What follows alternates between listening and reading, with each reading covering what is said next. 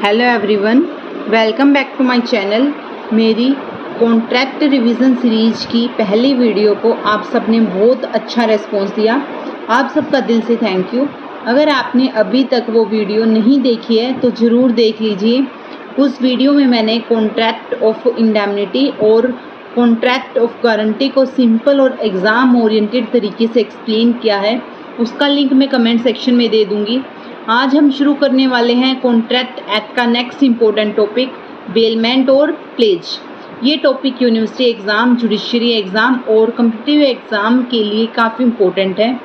मेरी कोशिश रहेगी कि हम इस पूरे रिवीजन सेशन को अगले 3-4 दिन के अंदर कंप्लीट कर लें ताकि आपकी एग्ज़ाम प्रिपरेशन फास्ट और इफ़ेक्टिव हो सके। तो बिना किसी देरी के चलिए शुरू करते हैं बेलमेंट और प्लेज का कंप्लीट रिवीजन, बिल्कुल सिंपल लैंग्वेज और एग्जाम पॉइंट ऑफ व्यू से। Let's begin. Contract of bailment, ये सेक्शन 148 टू 171 में गिवन है। सबसे पहले हम ये देख लेते हैं बेलमेंट वर्ड का मीनिंग क्या है, बेलमेंट होता क्या है। एक पर्सन है ए, सेकंड पर्सन है बी। एक पर्सन दूसरे पर्सन को अपना कोई भी सामान या गुड्स, कोई भी सामान देता है किसी पर्पस के लिए, कुछ टाइम के लिए, और जब वो पर्पस कंप्लीट हो जाता है तो ए अपना वो सामान वापस ले लेता है। इसमें क्या हुआ, पोजीशन दिया गया है, ओनरशिप नहीं दी गई है, ओनरशिप ट्रांसफर नहीं हुई है। ए ने अपने कुछ सामान का पोजीशन बी को दिया कुछ टाइम के लिए, कुछ पर्पस के लिए, और वो पर्पस कंप्लीट होने के लिए ए ने अपना सामान वापस ले लिया। एग्जांपल से देख लेते हैं। ए ने अपनी कार रिपेयर के लिए दी बी को, ए ने बी को दी, किस लिए दी, कार रिपेयर के लिए। कार रिपेयर होगी, पर्पस कंप्लीट हो गया तो ए ने अपनी कार वापस ले ली। तो ए ने अपनी कार बी के नाम नहीं कराई है, ओनरशिप ट्रांसफर नहीं हुई है, सिर्फ पोजीशन दिया है कुछ टाइम के लिए कि जब तक मेरी गाड़ी ठीक नहीं होती मैं यहीं तुम्हारी रिपेयर शॉप पर खड़ी करके जा रहा हूँ, ठीक हो जाएगी तो मैं ले जाऊँगा। तो ए ने अपने सामान का पोजीशन दिया है बी को, और जब बी को जिस पर्पज के लिए पोजीशन दिया, बी ने वो पर्पज कंप्लीट कर दिया तो ए ने अपना वो सामान वापस ले लिया। इसको बोलते हैं कॉन्ट्रैक्ट ऑफ बेलमेंट। अब इसमें क्या है, ए कौन है, जो अपना सामान देगा उसको बोलेंगे बेलर, और जिसको देंगे उसको बोलेंगे बेली। तो इस एग्जांपल में ए होगा बेलर, जिसने अपनी कार रिपेयर के लिए दी बी को, बी की जिसने गाड़ी ली रिपेयर के लिए वो होगा बेली। डेफिनेशन समझ लेते हैं। Bailment means delivery of goods by one person, जैसे एग्जांपल में हमने ए लिया था, टू अनदर जैसे B. Bailment means delivery of goods by one person to another for a specific purpose. ऐसे ही नहीं देना है, कुछ पर्पस होना चाहिए देने के लिए। With a condition that after completion of that purpose, ये कंडीशन होगी कि वो पर्पस कंप्लीट हो जाएगा, the goods shall be returned और disposed of according to the direction of the person delivering them. तो सेक्शन 148 के अनुसार बेलमेंट का मतलब क्या हुआ, बेलमेंट का मतलब है मूवेबल गुड्स। इमूवेबल नहीं होगा कुछ भी, only movable goods. Movable goods कौन से होते हैं, जो मूव कर सकते हो, जैसे गाड़ी, ज्वेलरी। इमूवेबल गुड्स कौन से होंगे, जो मूव नहीं कर सकते, जैसे प्रॉपर्टी। तो सेक्शन 148 के अनुसार बेलमेंट का मतलब है मूवेबल गुड्स को एक व्यक्ति द्वारा दूसरे व्यक्ति को किसी स्पेसिफिक पर्पज के लिए देना, इस कंडीशन के साथ कि पर्पज पूरा होने के बाद गुड्स वापस किए जाएंगे। यहाँ गुड्स का ओनरशिप ट्रांसफर नहीं होता, सिर्फ पोजीशन ट्रांसफर होता है। जैसे अभी हमने एग्जाम्पल में पढ़ा, ए अपनी कार रिपेयर के लिए बी को देता है, पोजीशन दिया सिर्फ, तो इसमें ए होगा बेलर और बी होगा बेली। अब हमें कॉन्ट्रैक्ट ऑफ बेलमेंट होता क्या है, बेलमेंट क्या है, ये हमने अच्छे से पढ़ लिया। अब हम पढ़ेंगे एसेंशियल एलिमेंट्स क्या होते हैं बेलमेंट के लिए। बेलमेंट के कॉन्ट्रैक्ट कंप्लीट होने के लिए क्या क्या एलिमेंट्स होना जरूरी है। सबसे पहले डिलीवरी ऑफ गुड्स, एक पर्सन से दूसरे पर्सन को गुड्स या सामान की डिलीवरी होना जरूरी है। सेकंड, ये सिर्फ बेलमेंट ऑफ कॉन्ट्रैक्ट किस में होगा, contract of bailment movable goods के केस में होगा, इमूवेबल में नहीं होगा। एक गुड्स का की डिलीवरी एक पर्सन से दूसरे पर्सन को देना जरूरी है। सेकंड एलिमेंट है मूवेबल गुड्स ओनली, सिर्फ मूवेबल गुड्स होंगे। थर्ड है स्पेसिफिक पर्पज, ऐसे ही नहीं देना, ऐसे थोड़ी देर के लिए इंजॉय के लिए दे रहे हैं, कुछ पर्पज के लिए देना जरूरी है। नेक्स्ट एसेंशियल एलिमेंट है रिटर्न ऑफ गुड्स, जो गुड्स हमने दिए हैं, जैसे कि एग्जाम्पल ने ए ने बी को जो गुड्स दिया है अपनी कार रिपेयर करने के लिए दी है, तो बी उस कार को रिटर्न भी करेगा। थर्ड लास्ट एसेंशियल एलिमेंट है कॉन्ट्रैक्ट बिटवीन पार्टीज के बीच में कॉन्ट्रैक्ट होना चाहिए। मतलब कि दो पार्टीज कौन सी होगी, एक बेलर एक बेली। जी हमने अभी पढ़ा बेलर कौन होता है, बेली कौन होता है। इन दोनों के बीच में एग्रीमेंट होना चाहिए कि बेलर ये बोलेगा कि मैंने अपनी सामान दिया है इस पर्पज के लिए, ये पर्पज कंप्लीट हो जाएगा तो मुझे वापस देना है, तो बी को के पास भी ये एग्रीमेंट होगा कि ठीक है मैं ये जो पर्पज कंप्लीट करूँगा इसके बाद ये आपको वापस कर दूँगा। तो एक कॉन्ट्रैक्ट होगा बिटवीन पार्टीज। तो एसेंशियल एलिमेंट्स ऑफ बेलमेंट के कितने हैं, 5 एसेंशियल एलिमेंट्स हैं। फर्स्ट है delivery of goods, position transfer होना जरूरी है, ओनरशिप ट्रांसफर नहीं होगी। सेकंड है मूवेबल गुड्स ओनली, सिर्फ मूवेबल गुड्स ही ट्रांसफर होंगे। स्पेसिफिक पर्पज होगा, किसी डेफिनेट पर्पज के लिए ही अपना सामान एक व्यक्ति दूसरे व्यक्ति को देगा। रिटर्न ऑफ गुड्स वापस भी करने हैं। एक वैलिड कॉन्ट्रैक्ट या वैलिड एग्रीमेंट भी होगा। तो इसके इंपॉर्टेंट पॉइंट्स, पोजीशन चेंज होगा, एक व्यक्ति से दूसरे व्यक्ति के पास पोजीशन जाएगा, ओनरशिप चेंज नहीं होगी, इंपॉर्टेंट है, याद रखना है। ओनरशिप रिमेन्स विद बेलर, जिसकी ओनरशिप पहले थी उसी की रहेगी। बेलर कौन होता है, अभी हमने पढ़ा, जो अपना सामान दूसरे व्यक्ति को देगा। जैसे ऊपर वाले एग्जाम्पल में ए बेलर है जिसने अपनी गाड़ी रिपेयर के लिए दी बी को, ओनरशिप ए के पास ही रहेगी। गुड्स मस्ट बी मूवेबल, जो भी गुड्स होंगे वो मूवेबल होने चाहिए। ये नहीं है प्रॉपर्टी, क्योंकि प्रॉपर्टी तो एक व्यक्ति दूसरे को दे नहीं सकता, डॉक्यूमेंट्स के जरिए ही दी जा सकती है। गुड्स मस्ट बी रिटर्न, जो सामान है वो वापस भी होना जरूरी है। पार्टीज क्या होंगी बेलमेंट की, बेलर एंड बेली, हमने अभी पढ़ा ही है। बेलर कौन होगा, जो अपना सामान दूसरे व्यक्ति को देगा, पर्सन हु डिलीवर गुड्स। बेली कौन होगा, पर्सन हु रिसीव गुड्स, जिसको देगा वो होगा बेली। तो अभी तक हमने पढ़ा कॉन्ट्रैक्ट ऑफ बेलमेंट क्या होता है, एसेंशियल एलिमेंट्स क्या होते हैं और पार्टीज क्या होती हैं बेलमेंट की। अब हम पढ़ेंगे टाइप्स ऑफ बेलमेंट। बेलमेंट कितने टाइप का होता है, तो टाइप्स ऑफ बेलमेंट 2 टाइप का होता है, ग्रेचुटियस एंड नॉन ग्रेचुटियस। जैसे नाम से ही पता चल रहा है, ग्रेचुटियस का मतलब है कि free of cost, non gratuitous means not free. तो ग्रेचुटियस बेलमेंट क्या होगी, जिसमें कंसिडरेशन इन्वॉल्व नहीं है, नो कंसिडरेशन इज इन्वॉल्व, मतलब पैसे नहीं देने। जैसे कि एक फ्रेंड दूसरे फ्रेंड को फ्री ऑफ कॉस्ट लैपटॉप काम करने के लिए दे देता है। एक ए है, उसका फ्रेंड है बी को लैपटॉप चाहिए कुछ टाइम के लिए, अपना कुछ काम करना है, तो ए ने अपना लैपटॉप बी को दे दिया कुछ टाइम के लिए। काम करने के बाद बी लैपटॉप ए को वापस दे देगा, तो बी कोई पैसे नहीं देगा ए को। तो ये वाला जो बेलमेंट कॉन्ट्रैक्ट होगा वो होगा ग्रेचुटियस बेलमेंट।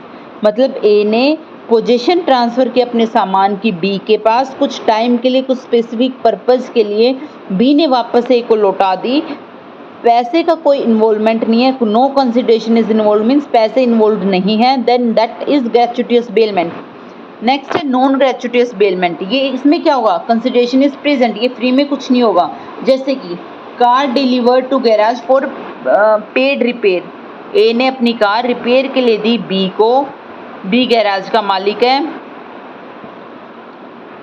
तो क्या होगा, बी गैराज का मालिक है, बी ठीक कर देगा, कार रिपेयर कर देगा ए की, देन बी रिटर्न कर देगा ठीक करने के बाद गाड़ी ए को। इसके बदले में, गाड़ी ठीक करने के बदले में बी पैसे लेगा ए से। इस टाइप का जो कॉन्ट्रैक्ट होगा वो होगा non gratuitous bailment. I think clear है। तो अब तक हमें ये बिल्कुल क्लियर हो गया होगा कि बेलर क्या होता है और बेली क्या होता है। बेलर जो अपने सामान का पोजीशन देगा, ओनरशिप हमेशा बेलर के पास होगी। बेली जो ओनरशिप पोजीशन लेगा कुछ टाइम पीरियड के लिए, स्पेसिफिक पर्पस के लिए, उसके बाद रिटर्न कर देगा, दैट विल बी बेली। अब हम पढ़ेंगे ड्यूटीज़ क्या होती हैं बेलर एंड बेली की, फिर हम पढ़ेंगे राइट्स क्या होते हैं बेलर एंड बेली के। तो चलो पढ़ते हैं। Duties of bailor: disclose defect, bear expense, accept goods back.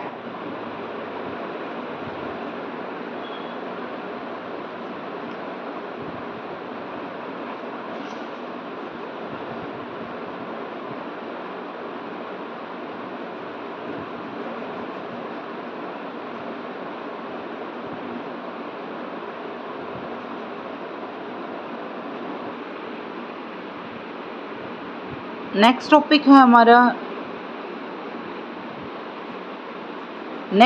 Duties of bailor. Bailor की भी कुछ ड्यूटीज़ होंगी। Disclose defect, bear expenses, accept goods back. Disclose defect: अगर ए ने अपना सामान बी को कुछ टाइम के लिए दिया है तो ए की ड्यूटी है कि अगर उसके सामान में कोई डिफेक्ट्स है तो वो उसको डिस्क्लोज करे। अगर उस सामान को रखने में एक्स्ट्रा केयर की ज़रूरत पड़ रही है, एक्स्ट्रा कुछ ट्रीटमेंट की ज़रूरत पड़ रही है, तो उस ट्रीटमेंट का एक्सपेंस ए ही कैरी आउट करेगा।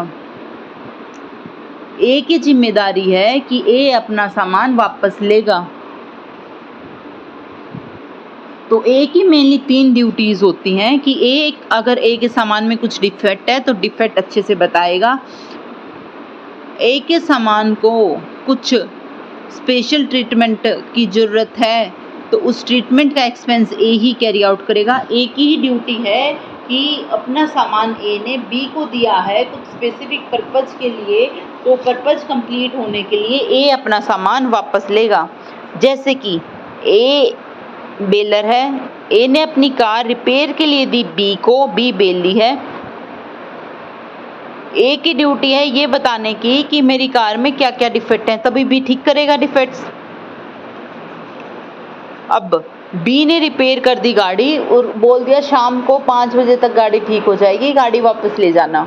तो ए की ड्यूटी है कि 5 बजे अपनी गाड़ी रिपेयर गैराज से वापस लेके आने की, अपना गुड्स वापस लेने की।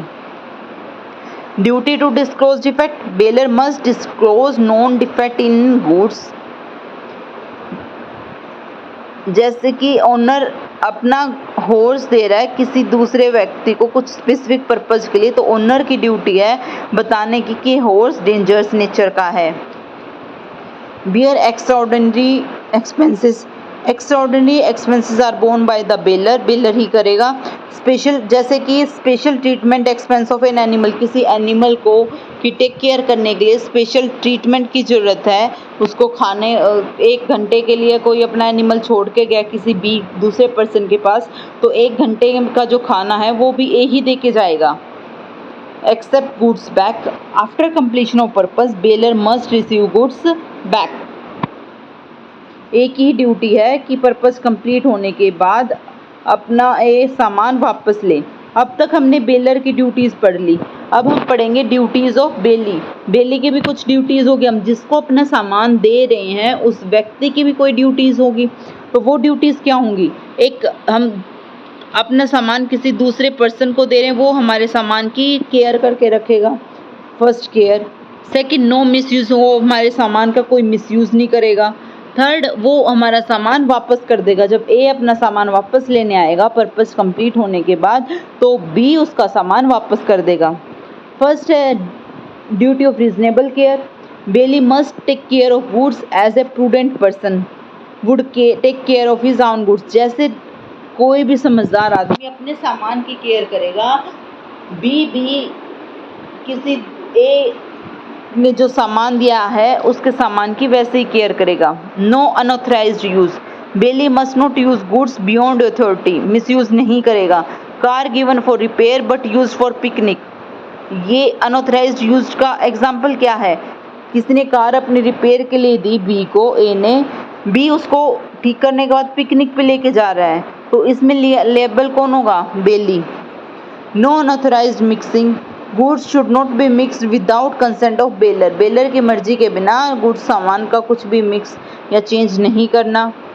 रिटर्न गुड्स सेक्शन 160 में क्या है, goods must be return after completion of purpose, purpose complete होने के बाद सामान वापस भी करना है।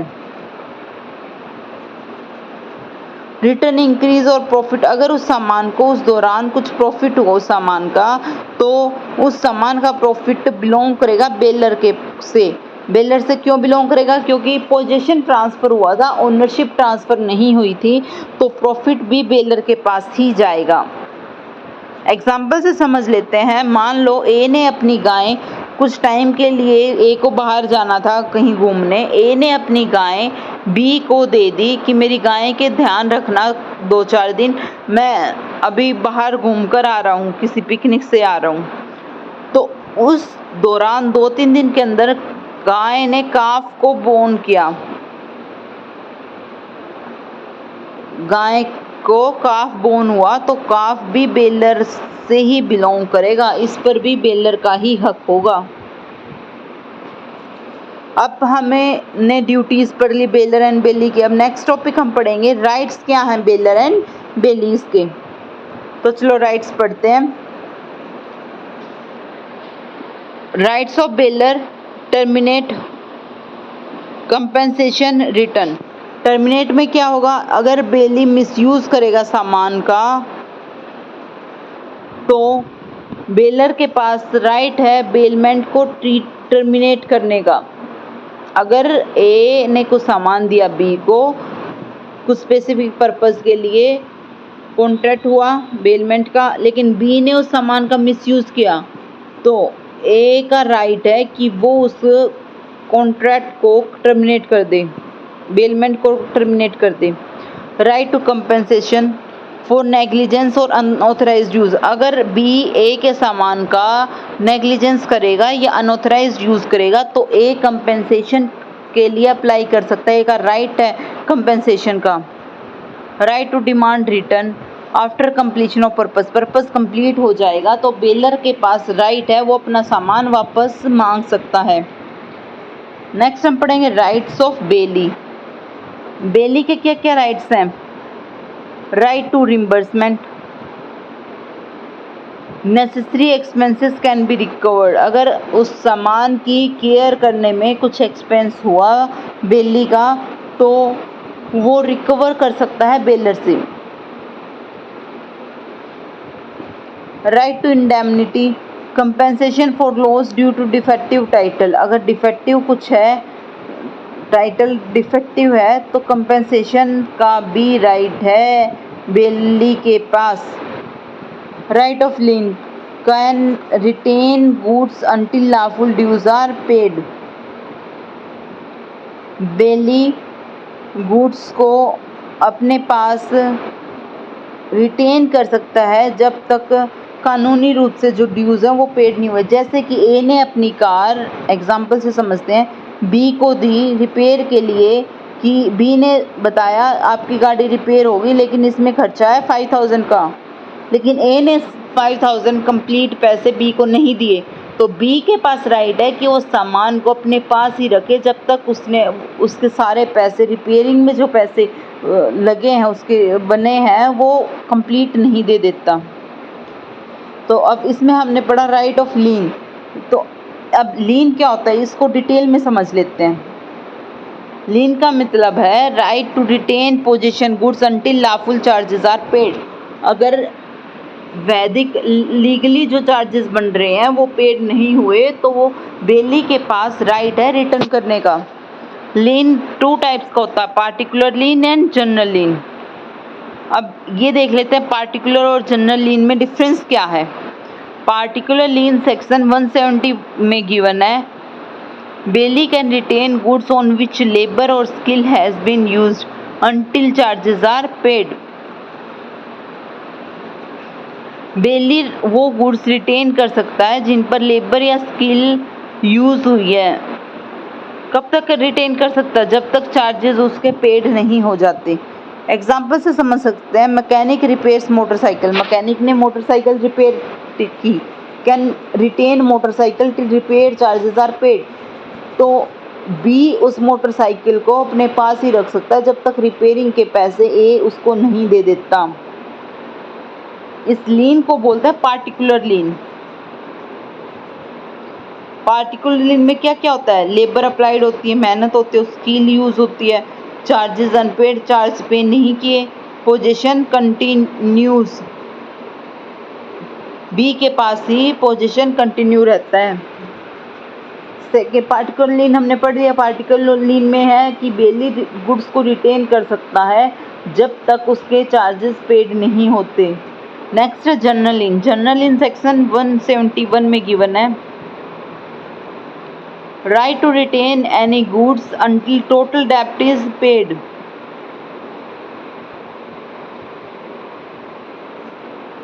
नेक्स्ट है जनरल लीन। जनरल लीन का मीनिंग है right to retain any goods until total डेब्ट इज पेड। जैसे कि ए ने बैंक से 50,000 रुपये का लोन ले लिया, उसके अगेंस्ट में सिक्योरिटी रखी, कुछ प्रॉपर्टी के कागज रखे, उसके प्रॉपर्टी के कागजों के अगेंस्ट 50,000 का लोन ले लिया, तो बी उस प्रॉपर्टी के कागज को जब तक रिटेन या होल्ड कर सकता है जब तक ए अपना कंप्लीट 50,000 का लोन जमा नहीं करा देता।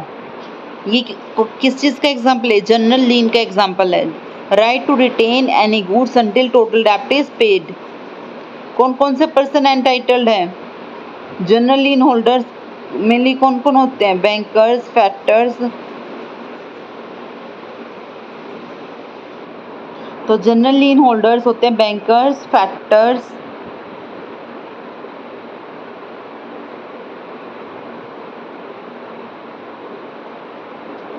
Policy brokers, high court attorneys. Next topic हमारा finder of goods. Person who finds lost goods and take custody of them.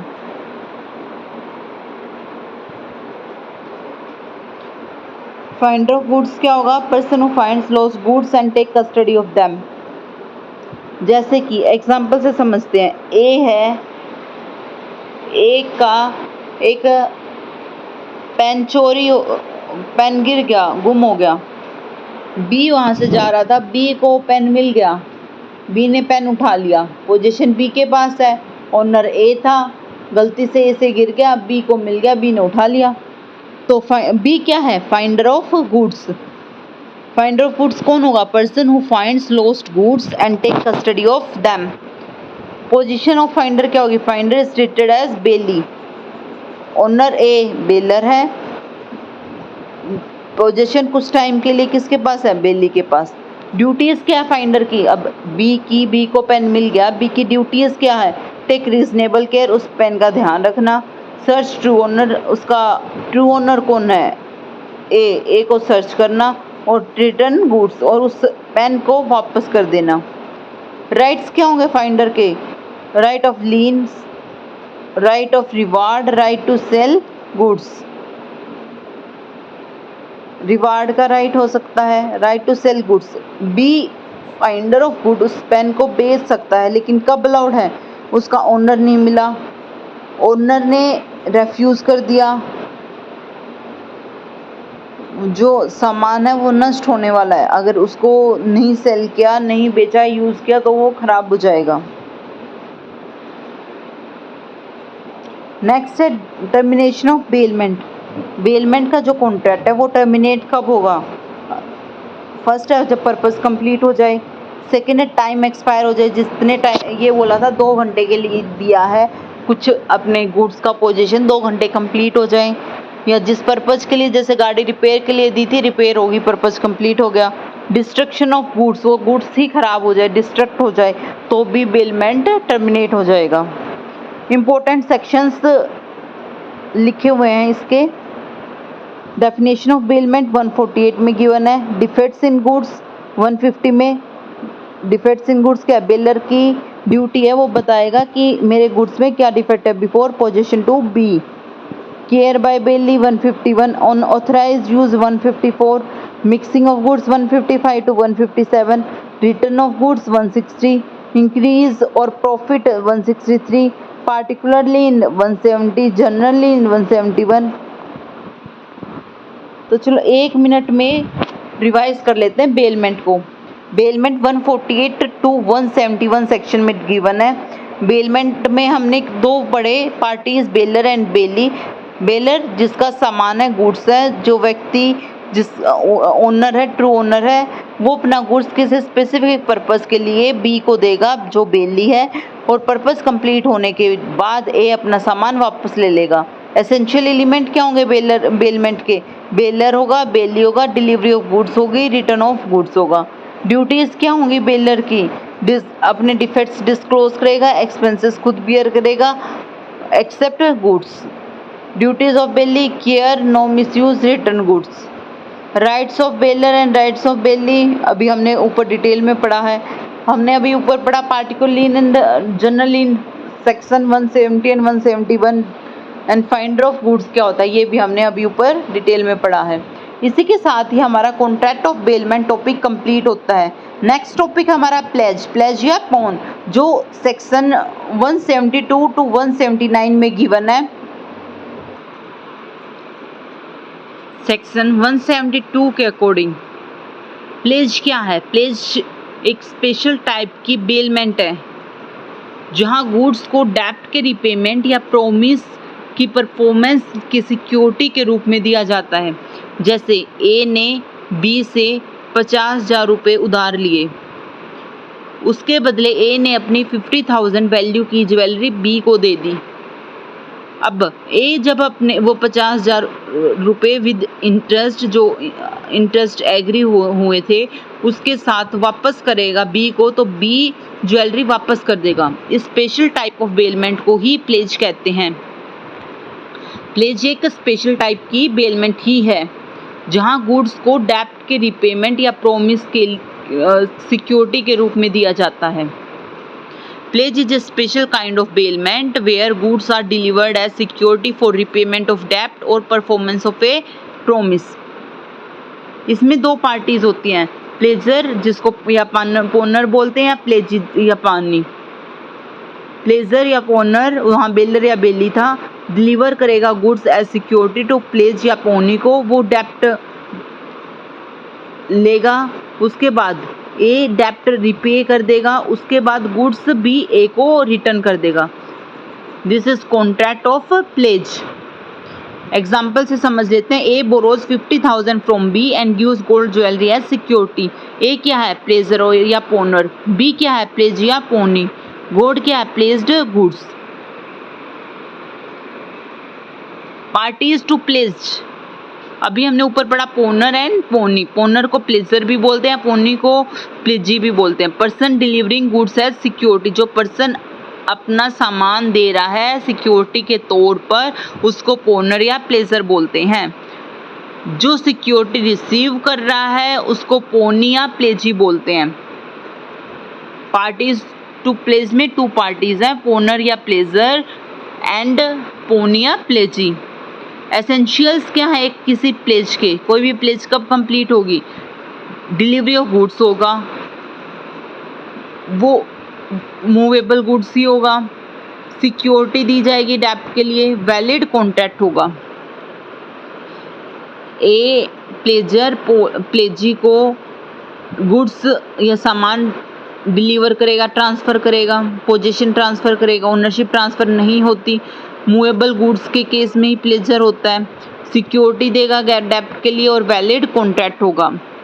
अब हमारे माइंड में क्वेश्चन आएगा, ये तो बेलमेंट में भी था, तो बेलमेंट और प्लेज में डिफरेंस क्या है? हम अलग अलग क्यों पढ़ रहे हैं? तो चलो बेलमेंट और प्लेज में डिफरेंस देख लेते हैं ताकि आपको इजीली क्लियर हो जाए। फर्स्ट है पर्पज के बेसिस पे। बेलमेंट किसी भी पर्पज के लिए की जा सकती है। प्लेज एक बेलमेंट का स्पेशल टाइप है। प्लेज किया जाएगा सिक्योरिटी फॉर डेप्ट। प्लेज उन केसेस में ही होगा कॉन्ट्रैक्ट ऑफ प्लेज जिसमें कुछ सिक्योरिटी जमा होगी उधार लेने के बदले। पार्टीज कौन कौन होती है बेलमेंट में? Bailor and bailee, and pledge में पोनर एंड पोनी। ऑब्जेक्ट क्या है बेलमेंट में? जनरल पर्पज के लिए, किस पर्पज कोई भी हो सकता है। प्लेज में क्या होगा? डेप्ट सिक्योरिटी होगी। Right to sell, generally bailment में सेल नहीं कर सकता। ए ने अपना सामान कुछ पर्पज के लिए बी को दिया, जैसे ए ने अपनी गाड़ी रिपेयर के लिए बी को दी, बी उसकी गाड़ी को बेच नहीं सकता। जबकि प्लेज के केस में पोनी कैन सेल, अगर ए ने 50,000 उधार लिए हैं, उसके बदले अपनी गोल्ड ज्वेलरी दी है, अगर 50,000 वापस नहीं देता ए बी को, तो बी उसकी ज्वेलरी 50,000 वैल्यू की ही नीलाम कर सकता है या बेच सकता है। तो इजी याद करने की इजी ट्रिक है, बेलमेंट जनरल पर्पस के लिए यूज होती है, प्लेज सिक्योरिटी पर्पस के लिए यूज होती है। अब हम राइट्स एंड ड्यूटीज भी पढ़ लेते हैं। राइट्स ऑफ पोनी क्या होंगे? Retention, expense, cell.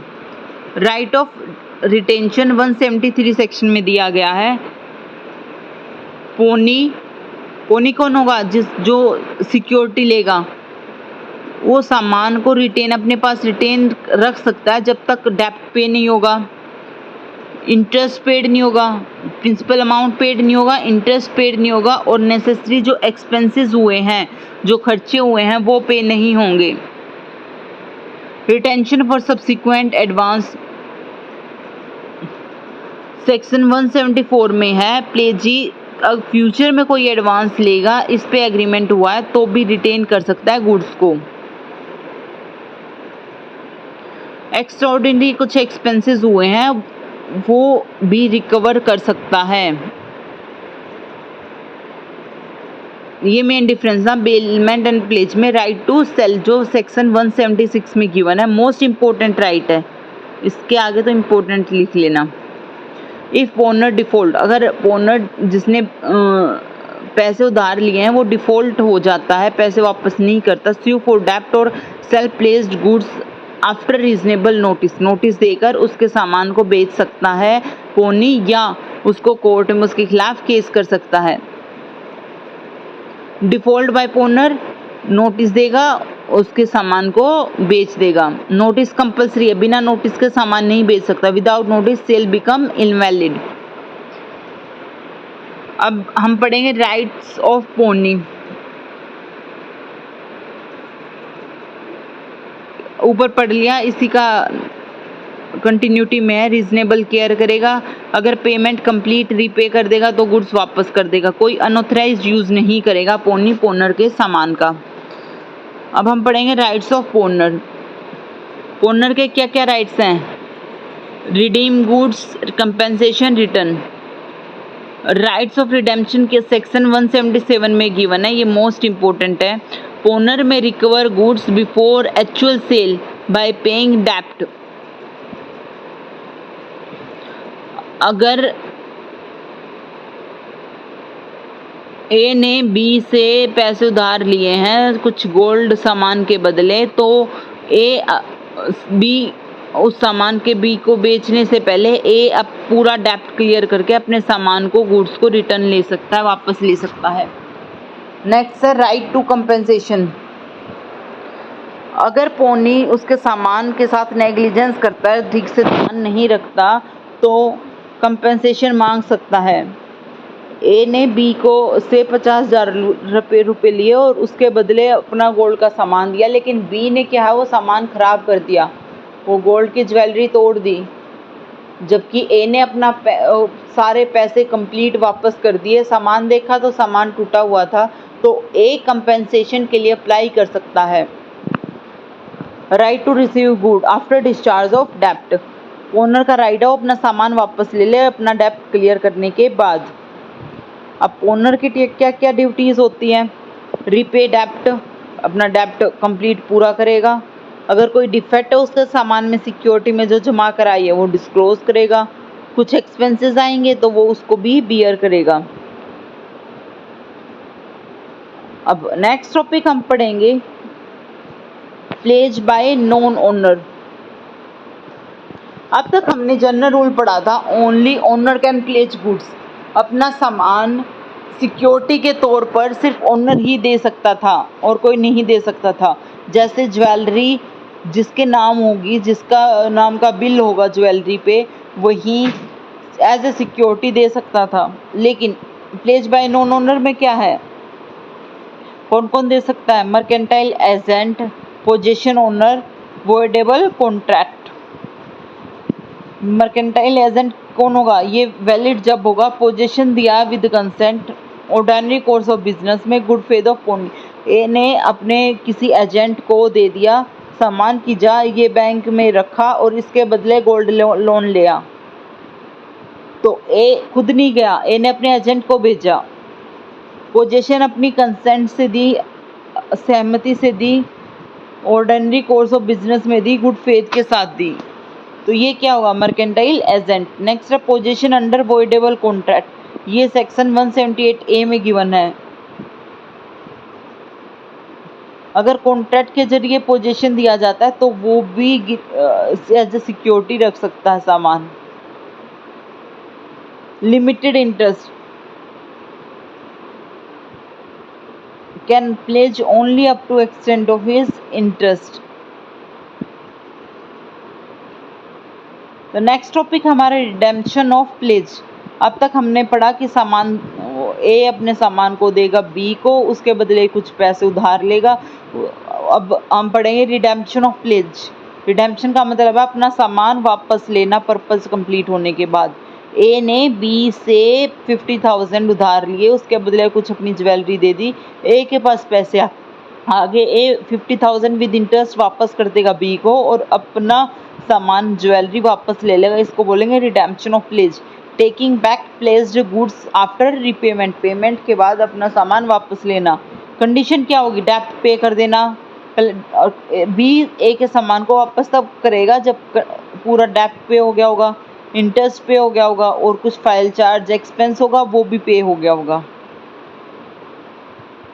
इसके इम्पोर्टेंट सेक्शंस देख लेते हैं। डेफिनेशन ऑफ प्लेस गिवन है सेक्शन 172 में। क्या है? एक स्पेशल टाइप ऑफ बेलमेंट है। राइट ऑफ रिटेंशन 173 में, subsequent advances 174, extraordinary expenses 175, right of sale 176, redemption 177, mercantile agent 178, voidable contract 178A। तो चलो 1 मिनट क्विक रिवीजन ले लेते हैं प्लेज की। प्लेज सेक्शन 172 टू 179 में गिवन है।